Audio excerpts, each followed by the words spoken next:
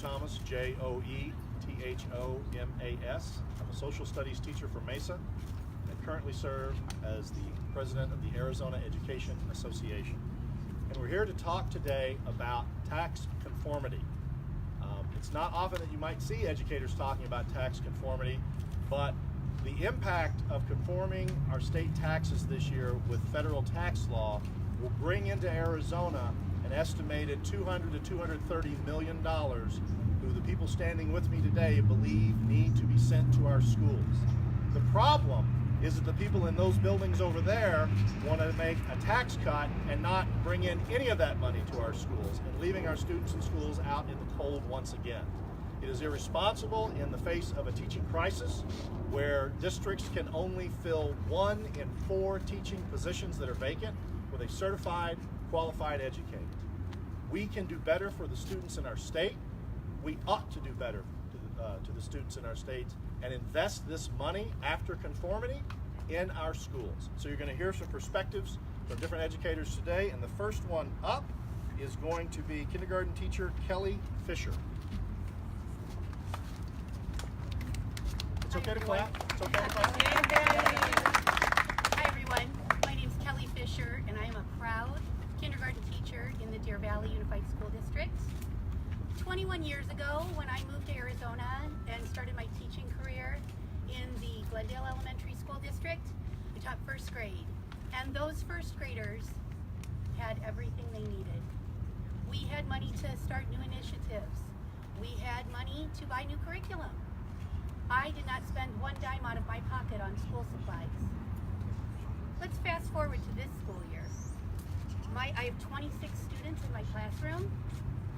They often don't get to school on time, or sometimes not at all, because either the bus doesn't come or the bus is broken down.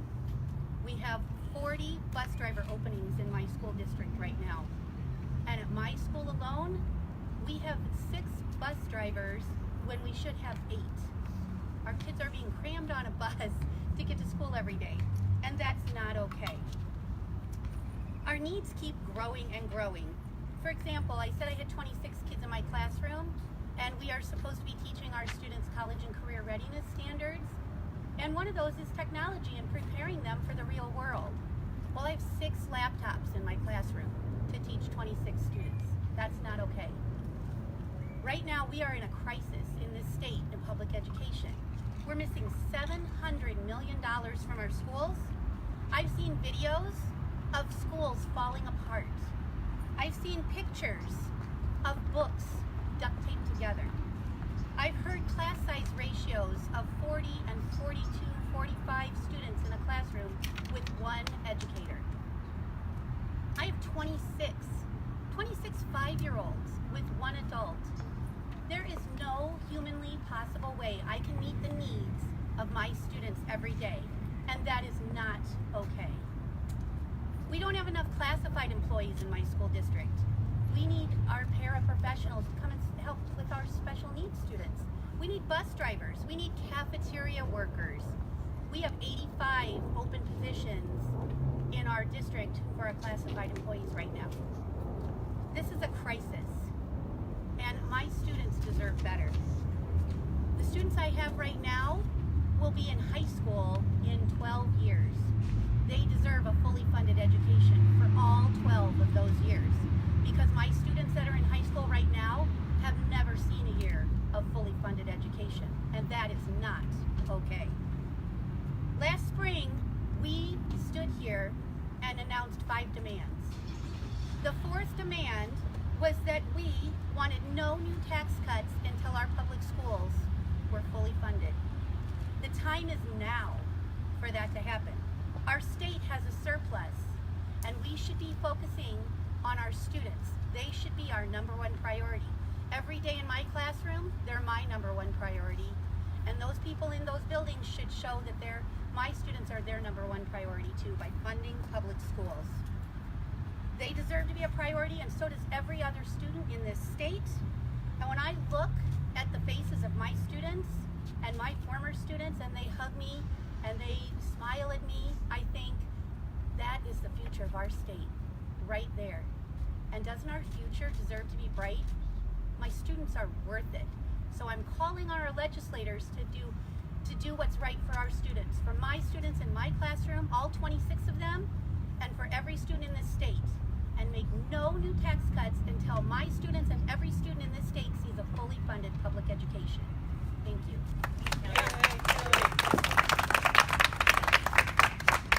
Thank you, Kelly. That was Kelly Fisher, kindergarten teacher from Deer Valley Unified School District. And now we will hear from an education support professional, a librarian from the Osborne School District, Storm Gerlach. Storm? Good afternoon. My name is Storm Gerlach, and I am a librarian at Encanto Elementary School. Every week, I see 650 students ranging from kindergartners to third graders.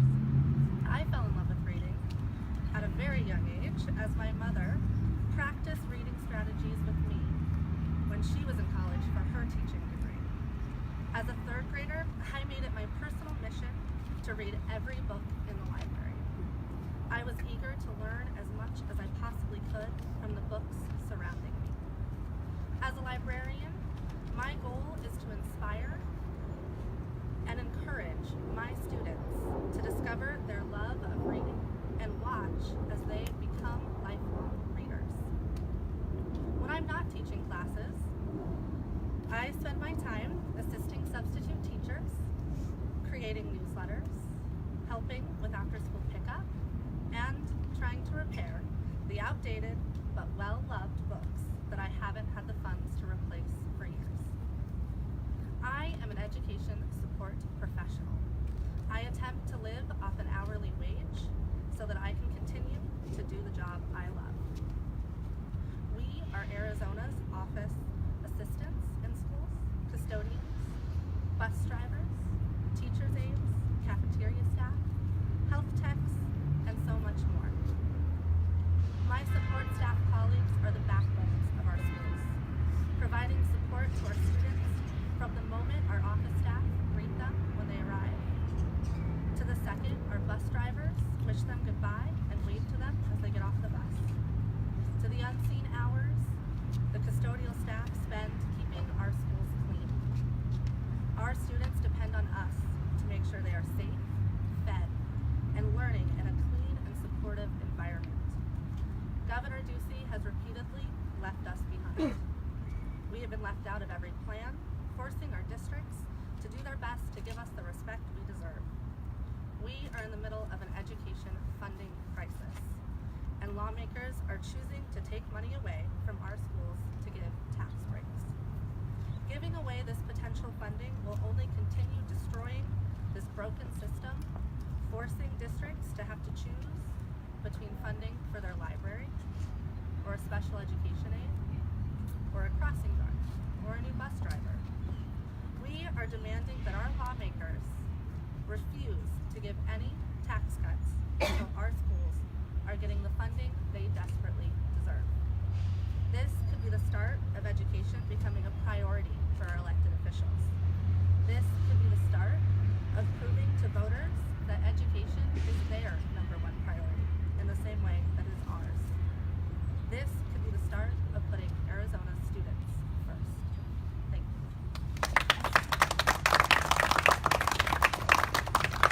All right, thank you, Storm. That was Storm Gerlach, the librarian in the Osborne District. And to close things out with the final perspective, we have not a junior high, a K-8, no, it is junior high, I'm sorry, middle school social studies teacher from the Isaac School District, Marisol Garcia. Hi everyone, I'm Marisol Garcia, and I'm a 15-year veteran teacher in the Isaac School District. I'm the proud vice president of AEA, but most importantly, and today, I'm speaking as a mother of a 7th grader in the Roosevelt School District, my lovely son, Vicente. Vicente is brilliant, handsome, talented, he loves school, and he loves to learn. Earlier this month, my son came home and told me that he was once again getting a new math teacher. This is his 3rd this year. Oh no. He knew that it was going to be okay because the woman that was taking over was a student teacher for the past semester, but he also told me that she wouldn't be on school on Wednesdays because she was still finishing her degree. She's a wonderful teacher. He loves her, but he deserves a lot better than that. He deserves a consistency of a well-educated, well-paid-for professional that's going to commit to him every single day of the school year. My son loves math. He's going to be okay at math, but this is not the way that we should be treating our students. Last year, I joined my colleagues and thousands of parents that came down here to make it clear that our schools were in crisis. We made a point, we thought we were heard, and we went home and went back to doing our job of being great parents and being great teachers. Over the summer, we heard almost every person running for office claiming that they were going to support schools, that they were running to make sure we had great public schools. In fact, I was featured on one of these mailers, saying that they were pro-Red for Ed and that they understood what we were fighting for. This is unacceptable because right away, 3 weeks in, the legislature is making decisions that are in fact going to hurt our schools. We want action, we don't want words. This is important. The irony that I'm on the face of this when my son in school is dealing with a teacher crisis is not unacceptable, but it's infuriating. My son deserves better. All of our sons and daughters deserve better. And as a mother, I am angry. Our legislators didn't listen. Our schools and kids need funding, and we need actions and not words. Thank you, Marisol. My name is Marisol Garcia, junior high social studies teacher.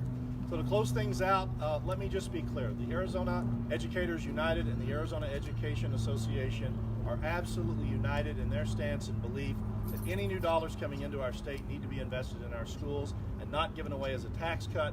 The average Arizonan might see $10 or $20 back. That is absolutely unacceptable. As Marisol said, you see the different campaign slogans, you see the mailers that they used to get elected. They said they would stand with us. They said they would support our schools. They said they would support our students. As Marisol pointed out, less than a month in, we already are sensing betrayal.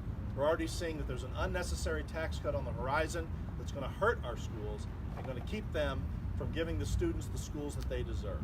So we're calling on all of the legislators we have featured here and every other legislator, many of which are in the crowd and do support us.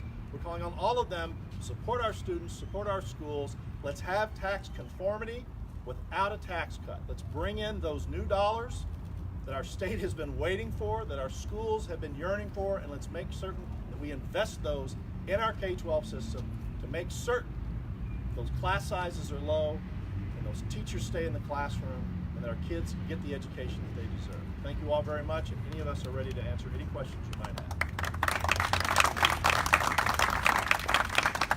You characterize tax conformity as a tax hike? I mean, that's certainly the way the Republican legislators characterize it. It would eliminate deductions and therefore increase income taxes on a lot of Arizonans. As I understand tax conformity, the idea is conforming with the federal tax laws. And so the tax increases, the tax cuts happen at the federal system. And to simplify what we all doing, and I'm sure everyone here has already filled out their taxes and handed them in, but as we compute our taxes, it simplifies things. And in the case of some states, that may bring in different revenue, that may bring in less or more revenue. In our case, it looks like it's bringing in more revenue. I am a social studies teacher. I believe one of the, I don't know, was it the budget committee, the Joint Legislative Budget Committee said this is not a tax increase. I think that's semantic, whether it is or it isn't. What I do know is our students and our schools need those funds. All right, we stumped you, that's good. You have a question for the librarian or the kindergarten teacher? They can tell you more about their kids. Well, thank you all so much for being here. Thank you all that are dressed in red. We stand in solidarity with our kids, our students, our schools. We can provide a better opportunity. We just have to see the courage in the 9th floor behind me and in the 90 legislators here. There are many of them that are already standing with us. We just need a majority of them to do the right thing on this. Thank you all very much.